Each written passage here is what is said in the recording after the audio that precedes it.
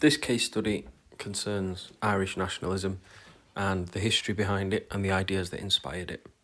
If you've watched any of the other case studies, you will know that there are two disclaimers. First of all, this is an introduction, and so there will be many details that may be glossed over or missed out altogether. That's not because those incidents aren't important, it's in the name of saving time.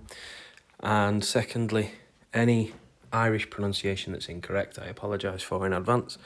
I don't speak Irish, but I will do my best. Similarly to the Palestinian nationalism case study, what I would say is that still to this day, the story of Irish nationalism resonates with people in the modern day, and it's a particularly sensitive topic for a lot of people. Now, as with the Palestinian nationalism video, there are two sides to the story, there are two perspectives, but because this video concerns Irish nationalism, it will focus on that particular narrative and how the nationalism developed. One positive that I think I might find in this video is I think I've been able to find links to every key thinker for paper 3, nationalism as the optional ideology. It could be one of two things, either because I'm more comfortable and more knowledgeable in this case study than others, I've been able to find examples, or it could be that some of the links are a little tenuous. I think that's certainly the case for key thinker number 4. So, Irish nationalism emerges in the late 18th and early 19th centuries. It was a cultural form of nationalism, so straight away we've got a link to von Herder there. It was a cultural form of nationalism inspired by the French Revolution, and there is the link to Jean-Jacques Rousseau. The desire was to promote the history and the culture as well as the language of Ireland, and there's my link to Giuseppe Mazzini, key thinker number 3, but also the literature, music and sport of Ireland. We've got many groups that we could possibly talk about. The United Irishmen of the late 1700s, the Young Irelanders of the 1840s, and again the Rousseau connection and inspiration is important there. Then we've got the Fenian Brotherhood of the late 19th century. Now that word today is again particularly sensitive and wouldn't be used in a conversational tone. It certainly would not be used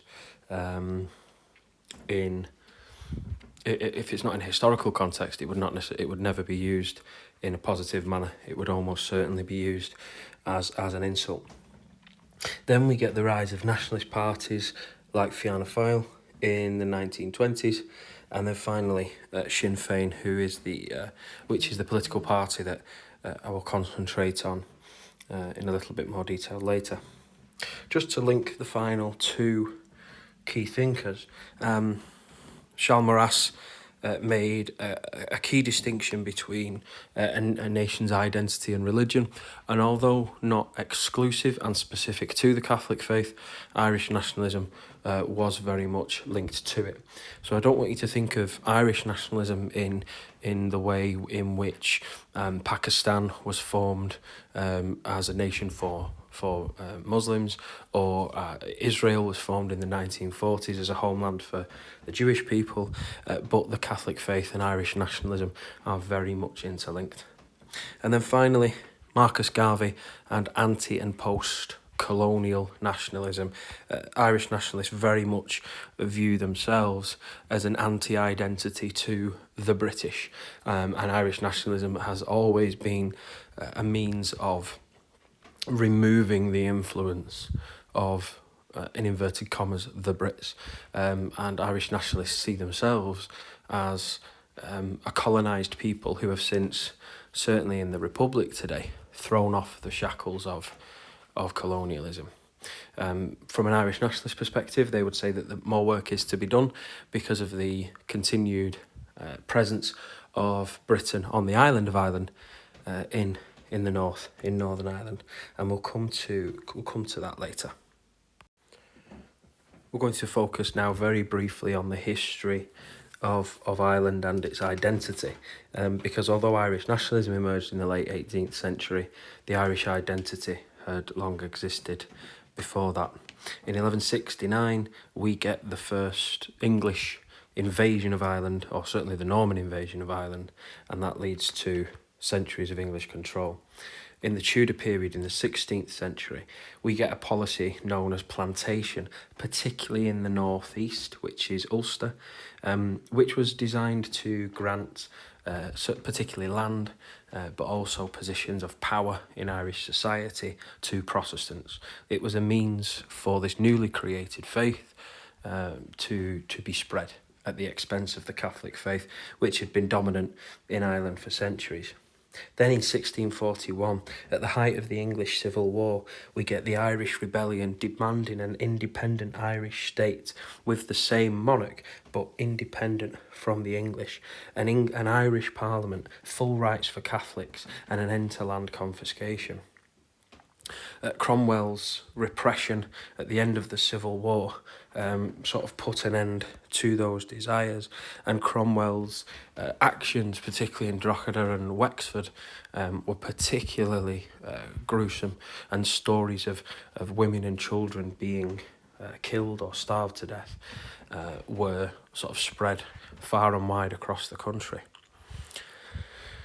After Cromwell, the Stuart century, Ireland is very much playing a central role in English history in the Stuart century. Whenever there is the threat of a Catholic rebellion at this time, the assumption is that it's going to come via Ireland. Then we get the Jacobite movement. So that was the supporters of James II who had vacated his throne after fleeing the country, after the invasion of William of Orange. Now, Protestant historians traditionally referred to it as a glorious revolution, but this was essentially Protestant politicians in England writing to a Protestant king to ask him to defeat his relative in battle and come and take the throne. And that he did. And William of Orange reigned over, alongside his wife Mary, reigned over England and its kingdoms and the empire. Now, one thing to note here is that the Irish flag represents green, white and orange, and the orange is actually a commitment to the Protestants of Ireland. Legend has it that the green represents those of a Catholic faith, the orange represents Protestants, and the white represents peace between the two groups. However, if you were to fly the Irish tricolour in a Protestant area, it would not be seen as a sign of reconciliation. It would be seen as a sign of offence. But the relationship between the colour orange and the Protestant faith in Northern Ireland goes back to William III, William of Orange. So, in 1800 we get the Act of Union, and they were acts passed in both the English and the Irish Parliament that united the kingdoms of Great Britain and Ireland, effective from 1801. And that's when we start to see Irish nationalism evolve in two forms, moderate and radical. Moderate nationalism aiming to achieve Irish self-determination through non-violent means, and that was supported by the Catholic Church. And then we get radical nationalists. It's otherwise known as republicanism, which endorsed the use of force where necessary. What's particularly important to the story of the Irish is the famine of the 1840s, and that led to centuries, essentially, of bitterness towards the British and their inaction. It is believed that up to 1 million people starved in Ireland as a result of the famine. It led to a huge movement of people away from the island. People to this day refer to the Irish diaspora. And because of both the famine and the partition, Ireland is the only nation that the population has reduced after the Industrial Revolution. And there are two factors for that. The famine, which starved up to 1 million people, it led many others to leave the island and live elsewhere and set up a new life. But also the partition cut the population as well. What happens during the famine is two groups emerge, the IRB, the Irish Republican Brotherhood, and the Fenian Brotherhood, and they were two militant republican movements. By the late 19th century, the Irish Parliamentary Party had been set up in 1874, and it was campaigning for what we call Home Rule, an Irish Parliament filled with Irish MPs deciding on the laws of the land, essentially self-determination. Now, Home Rule wouldn't necessarily mean full separation, it wouldn't necessarily mean the creation of a republic. Home Rule was seen from more of a moderate standpoint of a way of achieving self-determination through peaceful means. And nationalists were a majority of Irish MPs at Westminster at the end of the 19th century. Irish nationalism is a cultural, or certainly was at this time, a cultural movement. It was committed to upholding and reviving Gaelic culture, the language and particular sport such as Gaelic football and hurling. And actually the GAA forbade its members from playing so-called English sports like football, rugby league and cricket. So there's again another link to Herder there and this idea of cultural nationalism. There was and still is a big push on the use of the Irish language. Now in Ireland today there are very, very few either fluent or have Irish as their first language, but up to 40% of people living in the Republic today speak Irish to some degree. So, a key event of the 20th century that is crystallised in the mind of every Irish nationalist is the Easter Rising of 1916, taking place during the First World War. 180,000 Irishmen went to fight in the First World War. But a minority of nationalists, certainly Republicans and members of the IRB, refused to support the British war effort and refused to ally themselves with the efforts of the British Empire. In Easter of 1916, just over 1,000 volunteers launched the Rising. It was put down within a week. It was dealt with quite quickly and repressively by the British. From their perspective, they had a war to fight, they had a world war to win, and the big push at the Somme was being prepared for July. British attention was elsewhere. And so the 500 who were killed in the fighting, which included many civilians, but also 15 of leaders of the Rising, were executed and became martyrs of the movement. And what it led to is the growth in the popularity of Sinn Féin, which was a relatively new political party. It was formed in 1905 and it represented the more radical nationalism and endorsed republicanism. And the Republican movement was essentially by any means necessary. If self-determination could be achieved through politics, fine. If it had to be achieved through the bullet, equally fine. So what we get in 1918 is a general election, and Sinn Féin perform very, very well.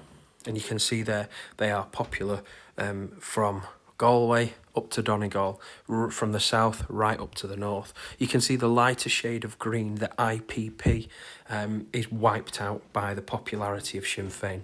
But what we get in the northeast is unionist support. And that is where, if you look back at history, where most Protestants had been moved to during the era of plantation. And so what we do have in the northeast is a minority of unionist support for remaining in the UK. You can also see some support for unionism in the two major cities, Belfast and Dublin too. Of the 73 Sinn Féin MPs, many were still imprisoned after they had been implicated in a German plot during the First World War. All Sinn Féin MPs refused to take their seats at Westminster, and that's a policy that Sinn Féin continue to this day.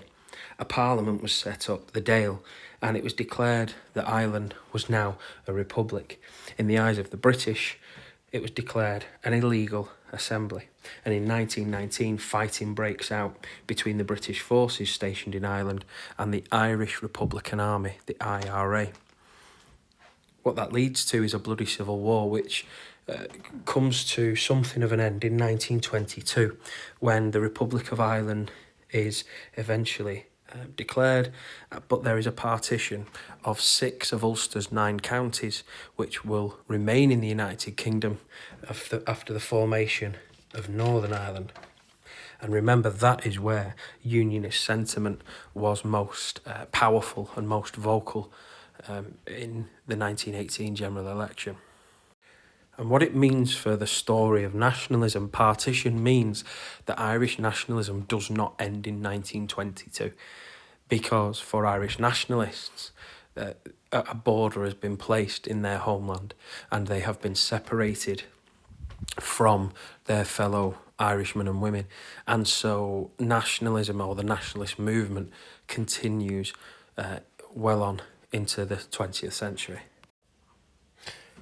So in terms of politics, 2 major nationalist parties representing the 2 wings of nationalism, Sinn Féin representing republicanism and the radical approach to self-determination, and the more moderate SDLP. You can see in Sinn Féin's modern day logo, they use the map of the entire island, which symbolises their desire, which is the unification of those 2 countries.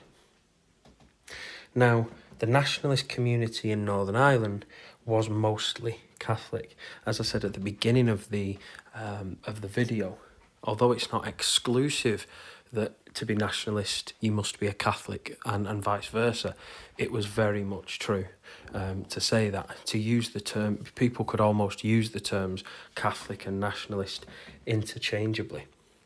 But Sinn Féin was known as the political voice and the political wing of the IRA, which moved from the guerrilla tactics in the Civil War to becoming a terrorist organisation, which splinters off over the century into its many different forms. In the late 1960s, a conflict which is known as the Troubles emerges, a conflict that goes on right into the 1990s. The IRA are responsible officially for 1,700 deaths. I'll give you just a few examples now. And as I said before I move on to the examples, there are 2 sides to this story. The IRA did not begin a campaign of violence and was the only actor in this conflict. There was another side, but the actions of loyalist terrorists and loyalist terrorism is not as relevant to our discussion of Irish nationalism as the terrorism of the IRA. So in 1979, Éirí Niamh is killed leaving the Houses of Parliament when a bomb that was placed under his car explodes. Now, Éirí Niamh was a close friend of Conservative Prime Minister Margaret Thatcher, who herself in 1984 was the target of the IRA in the Brighton bomb, when the hotel in which she and many Conservative politicians were spending conference season, when that hotel was bombed. But the actions of the IRA began to splinter. A group referred to as the Real IRA emerges in the 1990s, and this was a group that rejected the peace process. So we'll talk about the peace process now, because it's important to do so. In the 1990s, negotiations began. Officially, the British government were saying that they would not negotiate with terrorists, but behind the scenes, negotiations between British government officials and the IRA were continuing.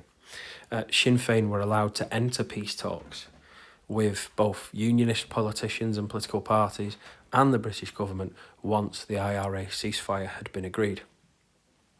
Now, there were a group of Republicans that we refer to as dissident Republicans. They are Republicans who did not want to give up the armed struggle. They rejected the peace process. They did not want to engage in what would eventually become the Good Friday Agreement. And so, in 1998, we get the Omagh bomb, in which 29 people are killed and 2 unborn children. The tactics of the real IRA was to plant a bomb in a public place, but wary of the not necessarily just the death and destruction that they'd cause, but also wary of the negative impact this would have on the reputation of the group. What they would often do is ring ahead to essentially warn government officials or police officials where the bomb was and where it was going to go off. And in the eyes of the real IRA, that put the responsibility on the British state to deal with the bomb. And then if that bomb went off, then it was the responsibility and on the conscience of the state authorities, not the organisation. And on that day in 1998, the warning came through too late. The location of the bomb was unclear, and what actually happens is people are running towards rather than away from the bomb, and it leads to a huge amount of devastation, not just 31 lives lost and many others injured, but it seemed for a moment as though the peace process was over before it had even begun. There are dissident groups to this day. In 2019, a journalist, Lyra McKee, who was reporting on riots in the Cregan estate, a notorious estate for these activities, particularly at certain times of the year. She was reporting on a riot on the Cregan estate, and she was shot by a group that refers to itself as the New IRA, another group that rejects the peace process. However, beyond the violence of that period, what we get in 1998 is the Good Friday Agreement. And you can see there Tony Blair sat down and signing the same document as Martin McGuinness. Martin McGuinness, who led Sinn Féin and by all accounts in his earlier years had been much involved in the workings of the IRA, sat down with the British Prime Minister. Tony Blair famously said, "Today is not a day for sound bites, but I feel the hand of history on my shoulder." And so what the Good Friday Agreement established was an agreement between the two communities of Northern Ireland to move forward. It gave the people of Northern Ireland a shared assembly. It scrapped first past the post. It established power sharing, where the two communities had to work together in order to form a government. And it was seen as a move forward. It was overwhelmingly accepted in a referendum. There was more support in the nationalist/Catholic community than there was in the unionist community. But overall, there was a strong majority of support for the peace process. And what's happened in recent years is it seems as though, at the time of creating this video, Irish nationalism is in a position of strength. In 2021, the census data for Northern Ireland suggested there were more Catholics than Protestants living in Northern Ireland for the first time. Now that makes a huge assumption that every Catholic is going to vote for a nationalist party and every Protestant is going to vote for a unionist party, and the growth of the Alliance Party suggests that that isn't the case. But what happened in 2022 was hugely significant. For the first time in Northern Irish politics, Sinn Féin was the largest political party, with 27 seats to the DUP's 25. The DUP, the Democratic Unionists, are the largest unionist party. They had 8 percentage points more share of the vote, but only 2 more seats. As you can see, it isn't clear that there is support for Irish nationalism based on this result, because we have a significant chunk of unionist seats, but we've also got the Alliance Party, which is a cross-community political party which wants to end any attempt to segregate Northern Ireland and its people for any longer. What's interesting about the Good Friday Agreement is because there must be one nationalist and one unionist party in government, is that the Alliance Party can never form an executive because they are cross-community. They don't represent nationalists or unionists, they represent the people of Northern Ireland, and so they can never make up the executive. Now, just to finish on Sinn Féin, because it is a political party both north and south of the border.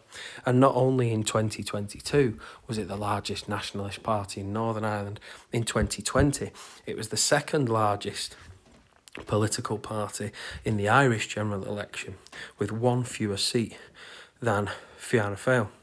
So, what we have is a political party contesting elections on both sides of the Irish border. And should unification happen in the future, what it appears to be is that Sinn Féin will be in power in a unified Ireland for up to a generation. Okay, as with all the other case study videos, we're going to end by looking at the three paradoxes of nationalism and deciding where this particular brand or form of nationalism fits. So the first paradox of nationalism is that it is both a peaceful and violent ideology. Now, when we look at Irish nationalism, the significant political gains that have been made, particularly in Northern Ireland in recent years, have been through embracing the peace process. However, when we look at the story of Irish nationalism, when we go right back to the 12th century, and the roots of this Irish identity, it begins with the Norman invasion of Ireland in 1169. War and conflict is the story of the formation of the Irish identity. Now, is that to say that Irish nationalism is inherently violent? Absolutely not. And it's not to say that Irish nationalists endorse violence. But it is to say that the story of Irish nationalism has been told quite often through violence. The irony being that, particularly in Northern Ireland, that most progress has been made by embracing the peace process. So people may be more inclined to move it that way, to move it to the left and towards peace. The second paradox is democracy or dictatorship. And for me, Irish nationalism has always been a democratic movement. It's never rallied behind one individual to seek and take complete control. The very early Irish nationalist movements desired the creation of an Irish parliament. And so for me, embracing democracy has always been at the figurehead of Irish nationalism. And then finally, possibly the most difficult of the three for me to decide upon, and actually I always find this the most difficult one to decide upon, whatever the case study. Does Irish nationalism look forwards or backwards? It's almost a joke in Irish nationalist communities that if you were to ask an Irish nationalist, will you see a unified Ireland in your lifetime, they almost overwhelmingly say yes. There are many people who have been born, lived and died believing that, and it is yet to come to fruition. However, recent developments give plenty of reason for Irish nationalists to look to the future. And as with the Palestinian case study, although the identity of the Irish people is steeped in its own particular history and heritage, although you cannot understand Irish nationalism without understanding the impact of the Tudor period, the impact of Cromwell's actions and the victory of William of Orange, and the the lack of involvement of the British government during the famine, all of these things, you cannot understand Irish nationalism without its history. However, for Irish nationalists today, as well as a celebration of that culture, I think Irish nationalism looks forward. And that's because for Irish nationalists, the work is unfinished. The Free State was created in 1922, but here we are 100 years later or so, and the job of unifying Ireland has not yet been completed. And so I think that Irish nationalism is able to look forwards at what can be achieved, as well as appreciating the past.